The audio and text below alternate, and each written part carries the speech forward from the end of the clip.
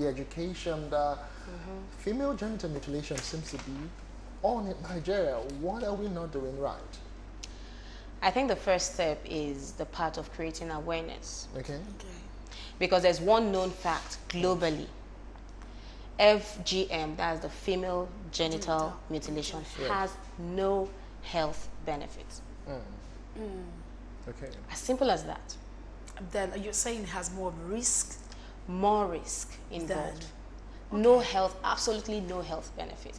Okay. If some persons are actually even exposed to the procedure, which is being done maybe from the ages of 5, when a girl is as young as 5 years old. It's done through puberty to 15. Even older women still undergo it. Wow. Yes. So if someone is meant to actually witness the procedure, I think they will become advocates themselves to ensure that it's stopped. Because we hear all sorts of unsterile instruments that are used, and then people they have to go through, you know, a nerving. There was a nurse in Uganda who said that the circumciser usually use one knife on about 30 girls at a time. Whoa. But one knife, and where a traditional person, maybe a woman, carries out this procedure, of course there's likely to be infection, because they could use all sorts of instruments, from the fingers to blades to razor to knife to sharpened rock. Wow. All of these instruments could be used. And sometimes they actually don't even administer anesthesia. Wow. So you have you feel the direct pain. Yeah, Yes. but I think I came across something like there are actually 3 different types of circumcisions. I mean, Yes. Well, about 4, but 3 very popular. Okay. The first one, which is you have the clitoris, which is like the tip, and that is actually highly sensational. So you have the person that is actually supposed to carry out this procedure. Usually it's with either the thumb and the first finger, just pinches off the tip of the clitoris. That's like the type 1. But that's really done on its own, just like that. So you have the type 1B, where the whole clitoris is yanked off or amputated. And when this procedure has been carried out, what they usually do is they ask the senior or the elderly women there, maybe sometimes family members, and they show the part of the flesh that's been taken out and ask them, is this sufficient enough? They could say no, they could say yes. So if it is no, they go and take off more. Cut off again. Wow. Oh dear. Then you have the second type, where part of the linings, which is the labia, whether it's the minor labia that is taken off. Then the third one, which is the common one, which has records that about 80 million women across African countries are said to have undergone that procedure and are living with it. It's the part where they actually yank off, they kind of amputate the clitoris completely, whether or not it's taken off, but there's a closure, almost a total closure of the vulva, just that there's an opening at the urethra where the urine passes out, and then an opening at the vagina for menstrual flow. That's just terrible.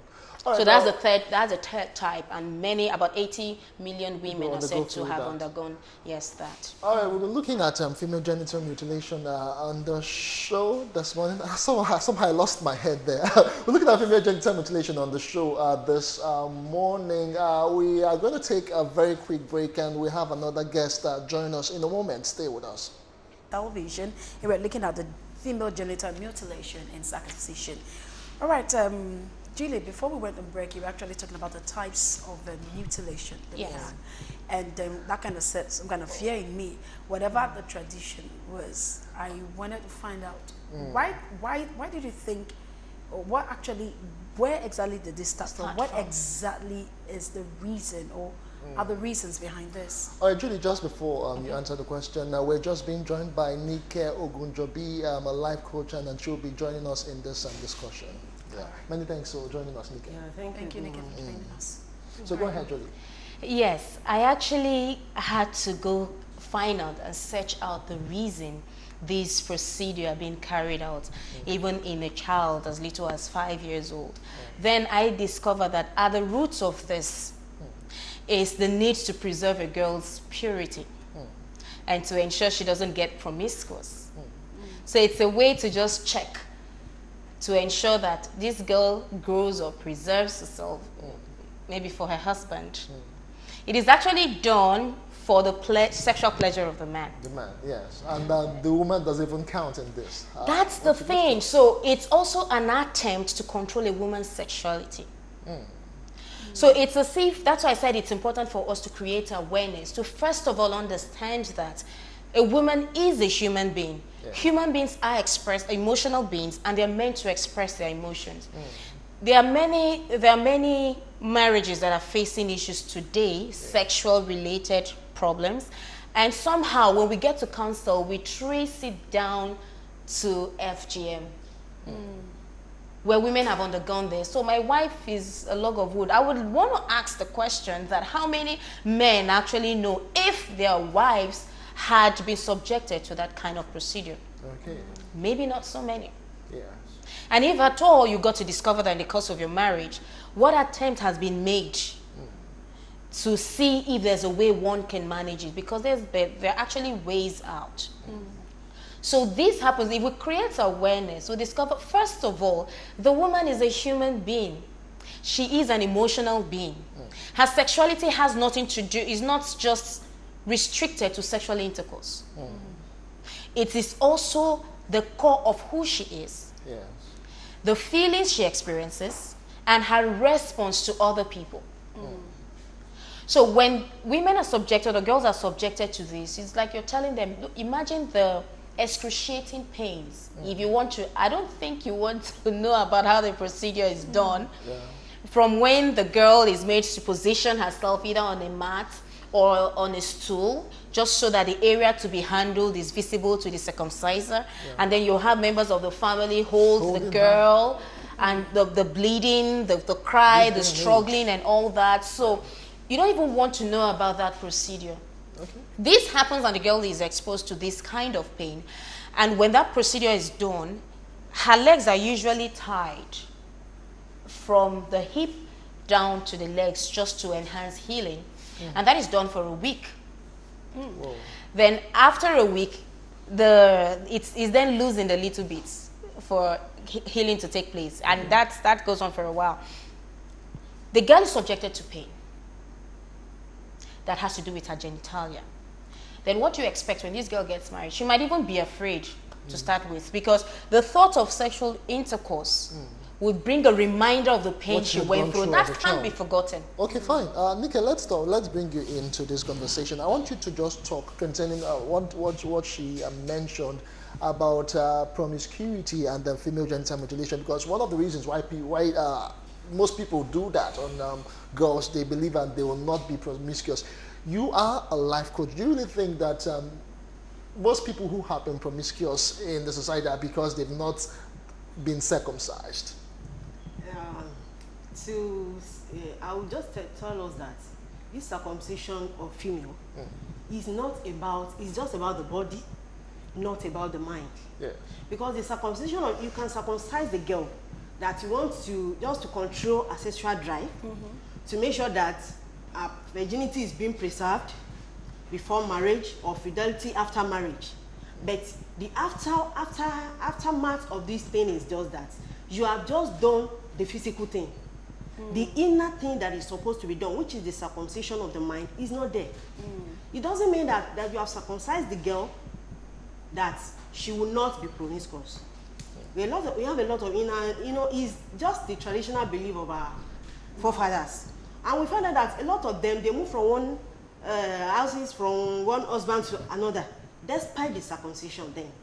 So this circumcision doesn't really mean that the woman would be faithful to her husband, or that the girl will preserve herself before marriage. Okay, and then we heard that in 2015, former President Goodluck Jonathan actually put a ban to this.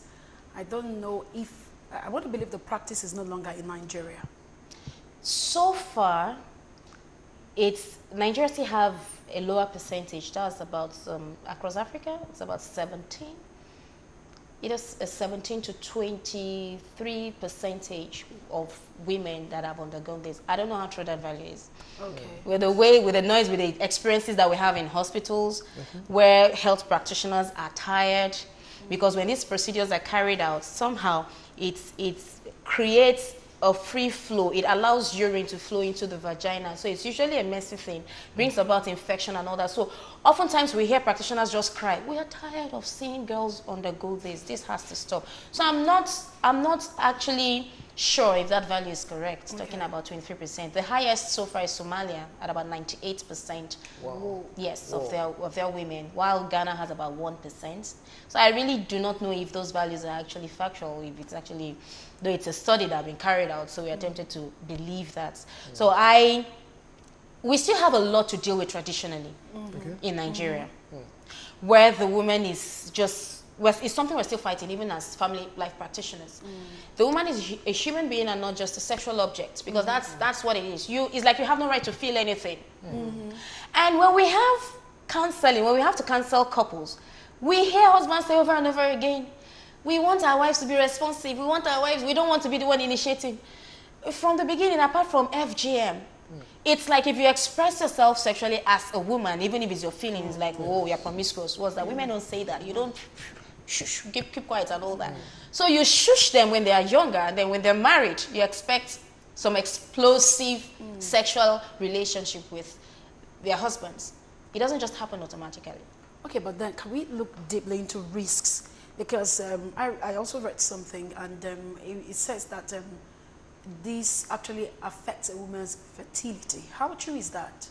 Well, a psychologist carried out an interview on about hundreds of couples, and then asked about sexual intercourse between them. Okay, women and men were interviewed. So he said anywhere between 3 to 4 days to several months, penetration is difficult to occur. So somehow, of course, when this procedure is carried out, when the woman is married, they tend to use a knife to create an opening just sufficient enough for penetration to occur. And then it's going to be widened further for birth to take place. Actually, that's what usually happens. But when women who undergo the procedure, their husbands sometimes find it difficult. Like I said, so many men have had to complain. From 3 to 4 days to several months, they find it difficult to penetrate. For some men, they eventually get their wives pregnant. But infertility will be one of it. It's not easy for them to just get pregnant. Of course, there has to be penetration and all that. Sometimes it's that difficult. So with the pain and the psychological trauma, how they get to relieve the whole pain and all that. So it affects babies. Don't just come. There are couples who try to get pregnant, but because they are not settled, they are busy, their minds are not in sync. Sometimes conception does not occur. So you just wait and create the enabling environment. That's a human being coming. So prepare the place for the child to come in. So you discover that some couples just, after they've gone left, right, everywhere, travel the world to try to have children, they just come back and relax and say, let's just watch how things happen. Or play out, and then conception takes place. Okay, Nika, let's still talk to you now. You will agree with me that this is actually more like a dent and affront on the womanhood, and of course it's a typical gender issue. How can we begin to make our society, our tradition, appreciate and understand the place of a woman? Like someone said, that woman is a nation because they are the one that gives birth to children. So there is need for orientation. We know that a lot of orientation has been going out. People have been trying to curb female abuse and all that, but the implementation of those things is the main thing. Because a lot of people, they make noise, they do different kinds of campaigns and all that, but for them to implement it, to bring it to action, is what we are waiting for. I see. But can we still look further into some other risks? Because I think if people are well informed, then this might reduce a bit. Yes, there's recurrent infection. The woman would be in and out of hospitals. You just keep spending money buying antibiotics and all of that. Then there's infertility. And then there's, of course, it's still some form of infection where you don't want to have that mess go on over and over again or spend days in the hospital where the urine seeps through to the vagina. The self-esteem of the woman is affected. She probably will not, her self-esteem, of course, is affected. It affects her body image. So she lacks confidence in herself. So the desire to even